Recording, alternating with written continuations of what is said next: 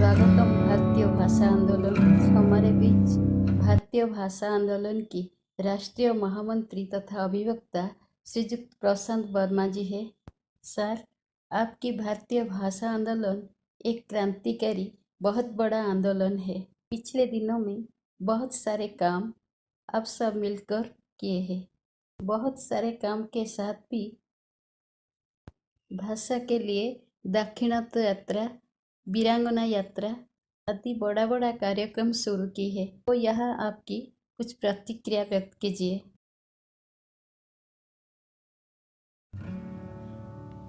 नमस्कार।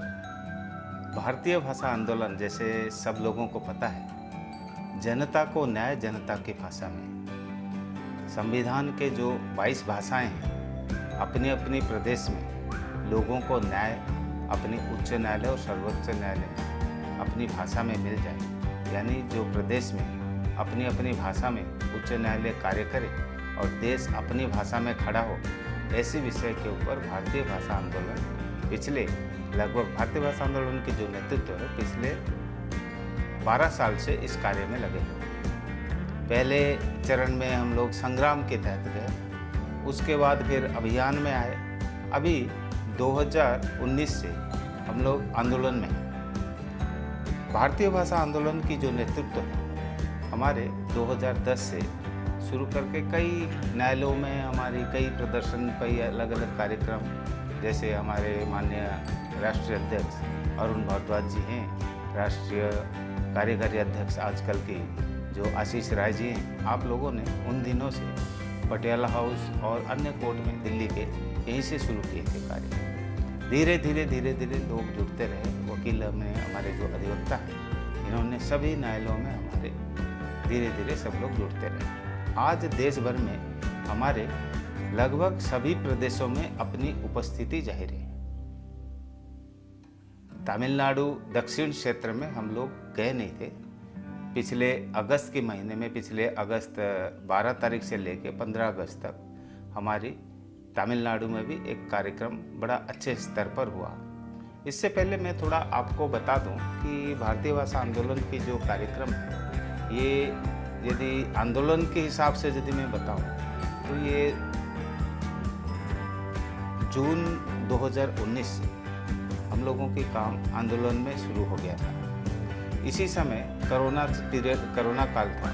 कोरोना काल में हम लोगों ने उड़ीसा में जो ई बैठक के माध्यम से, पहले जब किसी ने कोई पूरी देश सुन बैठ गया था, उससे हमने ये सोचा कि घर से बाहर नहीं निकल सकते, तो आंदोलन की जो नेतृत्व है हमारे सबकी प्रचेष्टा से, अभी जैसे उड़ीसा में हमारे नेतृत्व डॉक्टर प्रसन्न पाठशानी जी, आपके साथ मिलकर हमने जातीय उड़िया कवि सम्मेलन जैसे कार्यक्रम शुरू किया। यहाँ उड़ीसा के लगभग 75 प्रतिष्ठित कवियों के जो एक कवि सम्मेलन ई संगोष्ठी के माध्यम से किए। साधारण तौर पर जो कवि सम्मेलन देश भर में या प्रदेश में यहाँ पर होते हैं, वहाँ पे 20, 25, 30, 50 लोग होते हैं। हमारे कार्यक्रम में शुरुआत में हमारे कम से कम लगभग जो है 250-300 पार्टिसिपेंट रहे। ऐसे करके ये कार्यक्रम बड़ा अच्छा लोगों के बीच में सफलताएं लाई। विषय और उद्देश्य हमेशा यही रहा कि साहित्य, कवि और कविता और साथ साथ जो हमारी फिरंगियत है देश के अंदर, जो ऐसी फिरंगी भावना घुसा हुआ है, खास करके जो न्यायालय की जो भाषा है हमारे, वो क्योंकि फिरंगी भाषा में है, जब तक वो नहीं बदलता है तो देश और प्रदेश की भाषाओं की सम्मान नहीं हो पाएगा। ऐसे करके साहित्य के ऊपर भी हम लोगों ने गए।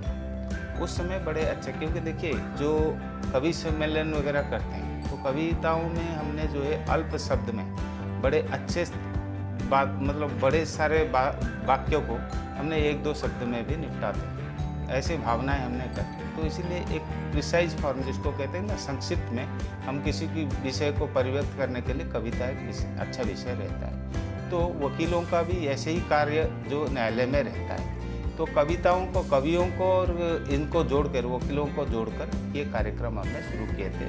हमारे जहाँ पर प्रदेश की जो उड़ीसा के लगभग 75 कवियों ने इसमें पार्टिसिपेट किए थे। बड़े अच्छे स्वनामधन्य जो कवि हैं वो लोग भी सब हमसे जुड़े। उसके बाद फिर ये अपने, क्योंकि कोरोना काल थोड़ा सा जैसे हल्का हुआ, फिर उड़ीसा में हमारा भारतीय भाषा आंदोलन का पहला एक राष्ट्रीय बैठक हुई दिसंबर के महीने में, 2020 में थी वो, 2019 दिसंबर में ये कार्यक्रम थी। वहाँ हमने पुरी में जो कार्यक्रम रहा, वहाँ से हमारी एक राष्ट्रीय साइकिल यात्रा की रचना बनी गई कि देश भर में हमने साइकिल यात्रा करवाएंगे। तो इसी साइकिल यात्रा का शुरुआत जो है महाप्रभु जगन्नाथ जी पुरी के यहाँ पे थे, पुरी जगन्नाथ जी के चरण पर हम लोगों ने जाकर प्रार्थना की, प्रभु जगन्नाथ जी हमारे देश की साधारण जनता को न्याय अपनी भाषा में मिल जाए, इसका गुहार आपके पास लगाते हैं। प्रभु जगन्नाथ जी आप हमसे मदद करें, हमारे जो शासन व्यवस्था हो या चाहे न्यायपालिका हो, इसमें अपनी भाषा लोगों को अपने न्याय अपनी भाषा में मिल जाए। क्योंकि भावनाएं ये थी कि जब तक लोगों को न्याय अपनी भाषा में ना दे के कोई फिरंगी भाषा में दे जिसको वो समझते नहीं है, वो न्याय नहीं है उनके लिए, वो उनको क्या कोई भी न्याय नहीं मिल पाता। क्योंकि उस ये को जो आदेश होता है न्यायालय की, उसको वो समझ भी नहीं पाते हैं वो क्यों हुआ, उसकी जो साक्ष्य है, क्योंकि ये सारे देश के जितने भी अन्य आइन हैं उसके विरोध भी कई कार्य करता है। भले ही हमारे संविधान के जो अनुच्छेद 348 है, जिस पर कहता है कि जब तक विधि द्वारा परिवर्तित ना हो उच्च और सर्वोच्च न्यायालय की भाषा इंग्लिश रहेगी, तो वो भावना जो है 1950 की जो हमारी ये थी संविधान सभा थी, तर्क सभा थी, उसमें 2 दिन में इसका चर्चा हुआ था। 15 और 16 सितंबर 1950 की समय की बात है। तो उस समय ये तय हुआ था कि सिर्फ 15 साल के लिए हमने ये अंग्रेजी भाषा रखेंगे। और उस चर्चा को भी यदि हम ज़्यादा अंदर भी जाएंगे, पता चलेगा कि देश की भाषा के लिए कोई इतना बहुत ज़्यादा बहस भी नहीं हुई थी। क्योंकि आज जो सर्वोच्च न्यायालय कोई भी आइन लाते हैं, यदि उसके ऊपर कोई ठीक से अच्छी सी टिप्पणी नहीं होता, अच्छी सी कोई ये नहीं होता, उसको भी न्यायालय भी निरस्त कर देता है। मगर विडम्बना की विषय है कि जहाँ तक न्यायालय की भाषा की विषय था, उसमें ऐसा कुछ ये नहीं था, क्योंकि 15 साल के अंदर बदलना था और प्रदेश को अपनी अपनी भाषा में खड़ा होना था। हर प्रदेश, उसके बाद भी देश भर में अनेकों प्रदेश अपनी अपनी प्रदेश की भाषा भी बना लिए थे। जैसे उड़ीसा में 1951-52 में अपनी प्रदेश की भाषा आ गया था। हर प्रदेश भी अपने अपने मुख्यमंत्री उनके अपने प्रदेश की जो विधानसभा से उन्होंने पारित कर दिए। मगर सवाल ये रहा कि ये जो 15 साल की जो अवधि है, जो कि सर्वोच्च न्यायालय और उच्च न्यायालय की भाषा बदलना है, वो उसको फिर टालते गए। उसके बाद फिर कभी ऐसा नहीं भावना हुआ कि जी नहीं, हमें न्यायालय में बदलना है। तो इस विषय को भारतीय भाषा आंदोलन समझकर इस विषय को पिछले 12 साल से देश भर में अलग अलग प्रांत में अलग अलग व्यवस्था के साथ चल रहे हैं और जाके करते हैं। तो उसी के तहत जब हमने पुरी में शुरू किया, बड़ा अच्छा लोगों के अंदर बड़ा जोश बना। हम लोगों ने देखा है पुरी से जब पिपली आए, पिपली में भी बैठक किए, बीच में साक्षी गोपाल भी रहा, और उसके बाद उससे पहले वो वहाँ पे जो कुछ पिपली से पहले कई जगहों पे मैंने बड़े जन समर्थन भी मिला। लोगों का कहना था कि नहीं, उड़ीसा का उच्च न्यायालय की भाषा भी उड़िया होना चाहिए, जो कि नहीं है। उसके बाद फिर ये निर्णय हुआ कि हमने जयदेव क्षेत्र में, यहाँ धौलीगिरी से जयदेव जयदेव जन्मस्थल तक हमने भी कार्यक्रम किया। वो भी राष्ट्रीय साइकिल यात्रा में, वो भी करीब 30 किलोमीटर की दूरी था। अलग अलग गांव में, प्रांत में जो भी छोटे छोटे कस्बे हैं, उसमें सभी लोगों का यही भावना था, नहीं ये सही में लोगों को न्याय अपनी भाषा में मिलना चाहिए, उड़ीसा में ये करना चाहिए। तीसरे चरण पे अनंत वासुदेव मंदिर से, वासुदेव मंदिर मेंढासाल में भी हम लोगों की ये भी करीब 30-40 किलोमीटर की ये दूरी का जो साइकिल यात्रा था। यहाँ पर भी भुवनेश्वर, खुर्दा और इसके आसपास के भी लोगों की बहुत जोश बने। इसी तरह उसके बाद मालती आश्रम जो अनुगुल में है, अनुगुल से लेके राजबाड़ी तालचेर तक भी गए। वहाँ पे भी कई लोगों के कई भावनाओं, यहाँ तक कि भी पंचायत के सरपंच वगैरह और जिला स्तर में भी जितने भी अपने बड़े बड़े नेतृत्व थे, सभी लोग आए और सबका भावना यही था कि उड़ीसा के उच्च न्यायालय की भाषा उड़िया हो। तत्पश्चात हमारा ये निर्णय था कि जी अयोध्या से, लखनऊ से अयोध्या तक का ये भी एक यात्रा रहा। उत्तर प्रदेश में हमारी बड़ा अच्छा ये रहा। हनुमानगढ़ी में भी प्रभु हनुमान जी की भी प्रार्थना लगाई, गुहार लगाई कि जी नहीं, जनता को इस देश में न्याय अपनी भाषा में होना चाहिए। और रामलला के पास में भी हम लोगों के भी गए, वहाँ पे भी दर्शन किए और प्रभु जी से भी प्रार्थना करी। इस तरीके से उत्तर प्रदेश का भी कार्यक्रम रहा। तत्पश्चात हमारे यही जब तक निर्णय हो रहा था कि नहीं, राष्ट्रीय महिलाओं की टोली जो है, महिला जो नेतृत्व भारतीय भाषा आंदोलन के, ये ग्वालियर का एक कार्यक्रम करेंगे। जब तक जो है दूसरा चरण में कोरोना आ गया था, तो हम लोगों को फिर समय नहीं मिला था, हम लोगों को सुविधा नहीं थी। उसके बाद अपने गुजरात में एक राजकोट में भी बैठक रखी। राजकोट और गुजरात और अहमदाबाद इस क्षेत्र में भी बड़ा अच्छे स्तर पे कार्यक्रम हुआ, जहाँ पर भी उच्च न्यायालय के भी कोई ऐसे भावनाएं भी आए कि ये सब चीज़ों की जनता को न्याय जनता की भाषा में मिले। साथ ही साथ हम लोग ये जब बात कर रहे थे, क्योंकि विषय कानून की हो या संविधान की हो, तो यहाँ पर संसद और संसद सदस्य जो है, इनका भी एक अहम भूमिका रहती है। तो भारतीय भाषा आंदोलन के नेतृत्व के अनेकों सांसदों को, देशव्यापी जितने भी सांसद थे, अनेकों उन सांसदों से मिले, अलग अलग अपनी बात रखी, जिस पर कई अलग अलग सांसदों ने संसद भवन में यही जनता को न्याय जनता की भाषा में, और जो बिना जो व्यक्ति भाषा को नहीं समझ सकता है उसके लिए न्याय नहीं है, ऐसे करके संसद में भी ये बात उठाई गई। संसद की 0 आवर में भी 2-3 सांसदों ने भी ये बात को रखे। तत्पश्चात हम लोगों के फिर ये कार्यक्रम को आगे बढ़ाते हुए हमने ये निर्णय लिया कि नहीं, ये जो पुरानी जो बात थी कि जो हमारे जो राष्ट्रीय साइकिल यात्रा हो या महिलाओं के कार्यक्रम हो, फिर जब तक हम लोगों ने फिर वहाँ पे भी चंडीगढ़, पंजाब में भी गए कार्यक्रम पे भी, कई जगहों पे कार्यक्रम रहे, लखनऊ में भी, उत्तर प्रदेश के अन्य स्थान पे भी होते रहे। तो फिर यहाँ से निर्णय ये हुआ कि नहीं, ये जो राष्ट्रीय वीरांगना यात्रा यहाँ करना चाहिए। और ये पिछले जून की महीने में हम लोगों ने पूरा जून की गर्मी में, इतना गर्मी के साथ भी लगभग 500 महिला करीब जो गाड़ी में गए, यहाँ से अयोध्या से शुरू करके फिर लखनऊ और कानपुर, बैतूल होते हुए यहाँ आपकी जो ग्वालियर तक भी, मध्य प्रदेश तक भी, झांसी ग्वालियर के कार्यक्रम किए। ये 4-5 दिन के कार्यक्रम रहा, बड़े अच्छे प्रभाव भी रहा। इसमें भी महिलाओं की जो भूमिका थी बहुत अच्छी थी, क्योंकि भारतीय भाषा आंदोलन ये भी विश्वास करता है कि नारी शक्ति और महिलाओं की जब तक ये आगे आकर भी बातें अपनी ना रखें, जब हम कह रहे हैं कि मातृभाषा की सम्मान करो, तो माँ की भाषा की सम्मान ना करना तो मातृशक्ति की भी ये की है आज, क्योंकि देश भर में भी अधिक संख्यक अधिवक्ताएँ भी हैं। तो इसीलिए ऐसे महिला अधिवक्ताओं की ये कार्यक्रम हमारी शुरू हुई, जो अपने जून के महीने में 18 से 22 से जून तक हमारे ये कार्यक्रम चला। वहाँ अपनी राष्ट्रीय वीरांगना यात्रा जो अयोध्या से ग्वालियर तक रहा।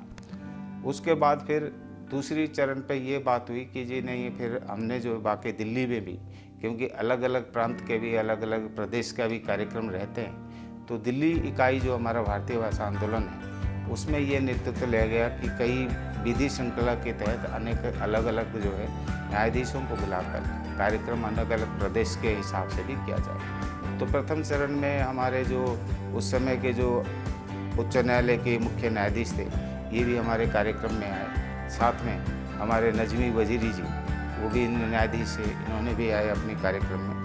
मुख्य न्यायाधीश उस समय विभिन्न छांगी जी भी थे, उन्होंने भी स्पष्ट रूप से भी ये कहा कि नहीं, लोगों को न्याय सही में इतने समझने में दिक्कत रहते, भले ही उन्होंने अंग्रेजी मीडियम में बहुत पढ़ाई किए थे, मगर ये लोगों की बात को भी उन्होंने भी समझा। उसी के साथ साथ जब दूसरा चरण पे भी हमने यहाँ दिल्ली में भी और एक तमिलनाडु के भाषाभाषी क्षेत्र के न्यायाधीश महोदय को भी लिए, और साथ में भी कुछ तमिलनाडु के अधिवक्ताओं को सर्वोच्च न्यायालय के सामने एक कार्यक्रम भी करी। आज आखिर में ये जो अभी निर्णय हुआ था कि मैं, आपने क्योंकि पिछले दिनों की पूछे, तो तमिलनाडु की जो हमारे जो दक्षिण भारत की तरफ हमें जाना था, दक्षिण भारत में एक अच्छा कार्यक्रम शुरू हुआ। तमिलनाडु में हमने 12 से 15 अगस्त के बीच में, पहले हमने चेन्नई से शुरू किया ये कार्यक्रम। यहाँ लगभग 100 करीब महिला अधिवक्ता देश भर से अलग अलग प्रांत के नेतृत्व रहे। उसके साथ भारतीय भाषा आंदोलन के राष्ट्रीय नेतृत्व भी रहे, जिसकी पूरी संचालन जो है वहाँ के स्थानीय नेतृत्व के द्वारा, जैसे यहाँ पर है अपना अनीता जी के नेतृत्व में, यहाँ हमने तमिलनाडु में कार्यक्रम शुरू किए, जो कि चेन्नई उच्च न्यायालय में वहाँ के पूर्व न्यायाधीश महोदय के साथ और अन्य कई सारे वक्ता ऐसे रहे, बार एसोसिएशन के, बार काउंसिल के नेतृत्व भी रहे, सभापति वगैरह और पुराने नेतृत्व वगैरह के साथ ये कार्यक्रम हमने चेन्नई में 12 तारीख को शुरू किया। फिर चेन्नई से अगला दिन हम लोग पहुँचे कन्याकुमारी में भी एक अच्छा डेमोन्स्ट्रेशन भी रही, और उसके बाद नागरकोइल में भी वहाँ के जो लोकल एडवोकेट्स हैं, जो स्थानीय अधिवक्ता हैं, इन लोगों के पूरा द्वारा आयोजित बड़े अच्छे कार्यक्रम, जहाँ पे भी 200-300 वकील अधिवक्ता भी रहे। उसके साथ साथ थिरुनेवेली और शिवगंगाई यहाँ पे भी कार्यक्रम हुआ। हर जगह पे दक्षिण भारत में भी, तमिलनाडु में लोगों की उत्साह देख के बनता है। हम ये कह सकते हैं कि इतने लोगों के, इतने अधिवक्ताओं के, इतने साथ साथ उनको अपनी हिंदी में भी स्लोगन देने में भी कोई दिक्कत नहीं थी। और मगर वहाँ पर क्योंकि हमने तमिलनाडु में भाषा करना, तमिलनाडु उच्च न्यायालय में तमिल भाषा की बात करने होते थे, तो कई कार्यक्रम जो है हमारे तमिल भाषा में भी वहाँ पे हमने पहली बार ऐसे कार्यक्रम शुरू किया। और तमिलनाडु में भी उसके बाद हमने शिवगंगाई से फिर तूतुकुड़ी और मदुरई उच्च न्यायालय में भी, क्योंकि पहले दिन हमने उच्च न्यायालय चेन्नई में था और मदुरई में वहाँ का उनका बेंच है, बेंच में भी हम लोगों ने वहाँ पे भी जाके अच्छा डेमोन्स्ट्रेशन था। डेमोन्स्ट्रेशन क्या, अधिवक्ताओं को मिलना था हम लोगों के, क्योंकि करीब 100 अधिवक्ता जब देश भर के अनेक अलग अलग प्रांत से पहुँचते हैं, तो स्वाभाविक रूप से उच्च न्यायालय के सब अधिवक्ता और न्यायाधीश महोदय भी हमारे स्वागत किए और ऐसे हमारे विषय को भी समझें। तो हमें लगता है कि ये विषय बहुत व्यापक हो रखा है। अभी आपने देखा होगा पिछले दिनों, भले ही पहले से भी प्रधानमंत्री जी, हमारे गृह मंत्री जी भी इस विषय पे रखे हैं, इन्हीं सब विषय से भी पहले, कि जनता को न्याय जनता की भाषा में मिलना चाहिए। उसी तहत आज जब इसी 15 अगस्त में हम लोगों ने देखते हैं, माननीय प्रधानमंत्री जी भी लोगों को न्याय अपनी भाषा में दिलाई जाने की बात भी रख रहे हैं। हम आशावादी हैं कि चाहे वो स्टालिन हो, तमिलनाडु के मुख्यमंत्री हो, और चाहे हमारे नवीन पटनायक हो उड़ीसा के, चाहे दिल्ली में हमारे केजरीवाल जी हो, सभी लोग, हमें आशा ये करते हैं कि अपने अपने प्रांत में अपने अपने उच्च न्यायालय की भाषा जो है, चाहे वहाँ पे महाराष्ट्र में हो, महाराष्ट्र में भी कार्यक्रम, हमारे रेखा मेहता जी भी बड़े बड़े अच्छे कार्यक्रम भी महाराष्ट्र में भी हुए हैं, गुजरात में भी हुई है, उसके बाद साथ में आपके जो गोवा में भी कार्यक्रम अपने पिछले दिनों हुए। तो देश भर में ऐसा कोई स्थान नहीं है, चाहे आसाम हो, चाहे बंगाल हो, चाहे उड़ीसा हो, इसी तरीके से तमिलनाडु, आंध्र प्रदेश, तेलंगाना, हर क्षेत्र में, बिहार में और झारखंड में भी अच्छे कार्यक्रम हो गए। उत्तर प्रदेश में तो आपको बताया, पिछले दिनों हमने जम्मू कश्मीर भी गए, जम्मू कश्मीर में भी हुआ। तो देश भर में बोलने की बात यह है कि जो संविधान स्वीकृत जो 22 भाषाएँ हैं, उसके ऊपर काम हो। ये विषय नहीं है कि हमारे मुख्य न्यायाधीश तो कहते ही हैं, माननीय सर्वोच्च न्यायालय के मुख्य न्यायाधीश महोदय कहते हैं कि थोड़ा समय लगेगा। पिछले दिनों जो दिल्ली में कार्यक्रम हुई थी, चीफ जस्टिस ऑफ इंडिया, सारे जो हमारे चीफ जस्टिस ऑफ इंडिया और chief justice of respective high court, साथ में चीफ मिनिस्टर से जो भी अलग अलग प्रांत के जो मुख्यमंत्री थे, इनके बीच में भी माननीय प्रधानमंत्री जी भी रखे बात को, ये लोगों को अपनी भाषा में न्याय मिलना चाहिए। जहाँ पर हमारी भावना ये है कि थोड़ा सा टेक्नोलॉजी, जो हमारी जो नई टेक्नोलॉजी आ रहा है, उसमें थोड़ा समय लग रहा है, मगर ये भी होगा करके, ऐसे भी न्यायपालिका से भी हमें एश्योरेंस है। फिर भी ये हमारा कार्य जारी रहेगा जब तक हमारे जनता को, साधारण जनता को न्याय अपनी भाषा में ना मिल जाए। क्षेत्र बड़ा छोटा दिखता जरूर है, मगर बहुत बड़े काम है। हम लोग तो आज जो है भारतीय भाषा आंदोलन न कि सिर्फ कार्यक्रम में हम लोग कर रहे हैं, अभी तो किताबें वगैरह भी हमने जो तमिल में भी एक किताब निकाला है, हिंदी में निकाले थे, और भारतीय भाषा आंदोलन की कार्य भी धीरे धीरे बढ़ता जा रहा है। तो ये प्रकाशन की तरफ भी हम लोग जो सर्वोच्च न्यायालय की और उच्च न्यायालय की जो जजमेंट्स आते हैं, उसका ट्रांसलेशन से लेके कई सारे कार्य पब्लिशर्स के अलावा भी हम लोग भी इसके ऊपर भी लोगों को प्रोत्साहित करते हैं। साथ साथ ये भी ध्यान भी हमारे रहता है कि जो आजकल की जो आइन कॉलेजेस है, लॉ कॉलेजेस है, उसमें भी कैसे अपनी भाषा भी चले, क्योंकि इसमें भी भारतीय भाषा आंदोलन कुछ काम किया है। जो नए पीढ़ी के जो वकील आ रहे हैं, अधिवक्ता आ रहे हैं, वो भी अपनी भाषा में कैसे जो अपनी अपनी भाषा में, प्रादेशिक भाषा में जिसको लोग उनके समझते हैं, जिसके उनके मौकिल जिस भाषा में उनको कहते हैं, उसी भाषा में वो चीज़ बात रख पाए या इस विषय के ऊपर काम हो। ऐसे सब चीज़ों को करके हम लोग बड़े आशावादी हैं। लगता है कि हमें बहुत जल्दी इसका सुफल मिलेगा। देश की आज़ादी के 75 वर्ष पूर्ण हो चुके हैं। हमने लगभग लोगों के बीच में ये बात ज़रूर डाल दी है और आशा करते हैं कि जैसे प्रधानमंत्री जी भी कहते हैं, एक दिन में तो नहीं होना है, ये अगले 25 वर्ष में देश अपनी भाषा में खड़े हो जाए पूरी तरीके से, मतलब हर विषय पे देश का भाषा हो, देश की राष्ट्रीय राजभाषा हिंदी है या चाहे अन्य प्रदेश की भाषाएं हैं, जो प्रदेश की राजभाषा है, उड़ीसा की परिप्रेक्ष्य में उड़िया भाषा, तमिलनाडु में तमिल भाषा या आंध्र प्रदेश में तेलुगु भाषा, ऐसे करके देश जब अपने भाषा में खुद खड़ा होगा तो स्वाभाविक रूप से एक समन्वय का भाषा, जो संविधान में अनुच्छेद 352-53 में लिखा है कि समन्वय की भाषा, राज्य और प्रदेश, राज्य और राष्ट्र की भाषा की समन्वय की भाषा, इसमें भी हम लोग ज़रूर आगे आएंगे। और इसमें यदि नकारात्मक सोच रखेंगे कि नहीं ऐसे नहीं हो सकता, बहुत कठिन है, ऐसा नहीं होगा। मगर हम लोगों ने सभी लोग प्रयत्नरत होना चाहिए और सबकी एक अच्छी भावना होना चाहिए। जब पृथ्वी में सारे जितने विकसित देश हैं वो अपनी न्यायालय को यदि अपनी भाषा में चलाते हैं, तो भारतवर्ष में अपनी भाषा में ना चलाने का कोई विषय नहीं है। क्योंकि यहाँ पर देश में भले ही कितना लोग अंग्रेजी फिरंगी स्कूल में पढ़ाई कर ले, तो 2% लोग जो है उस अंग्रेजी को समझते हैं जिसमें हमारे न्यायालय चलते हैं या ये। तो इसीलिए इस सारे जो सामान्य रूप से जो व्यक्ति हिंदी में कह सकता है या अपनी मातृभाषा में कह सकता है, जितना उसको साधारण रहता है उतने साधारण उसको फिरंगी भाषा में नहीं रहता, चाहे उसको पढ़ के समझने में या उसको ऐसे पढ़ के फिर लोगों को बताने में। तो यही सब भावनाओं के साथ भारतीय भाषा आंदोलन कार्य कर रहे हैं और आप लोगों का धन्यवाद है कि आपने कम से कम इस विषय को समझा, हमारे भारतीय भाषा आंदोलन के आज हमारे से आए। ऐसे तो हम कहूँगा कि आप जैसे लोग पत्रकार वगैरह भी इस विषय को भी ज़्यादा अच्छा बढ़ाई में ले जाएं, तो देश अपनी भाषा में ज़रूर इतना जल्दी खड़ा होगा। धन्यवाद, नमस्कार, भारत माता की जय, वंदे उत्कल जननी।